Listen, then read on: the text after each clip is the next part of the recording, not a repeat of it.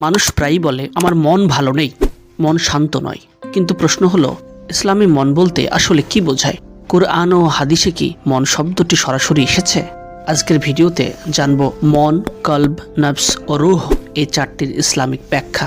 কুরআনে সরাসরি মন শব্দ নেই, তবে ইসলাম মানুষের আভ্যন্তরীণ জগৎ বোঝাতে কিছু গুরুত্বপূর্ণ শব্দ ব্যবহার করেছে, যেমন কলব বা হৃদয়, নফস বা প্রবৃত্তি বা আত্মসত্তা, রূহ আত্মা, আকল বুদ্ধি বা বিবেক।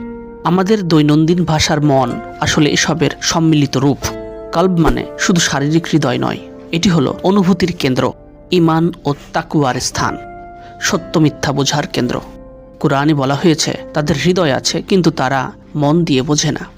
ইসলামে মন মূলত কলবের সাথেই সবচেয়ে বেশি সম্পর্কিত।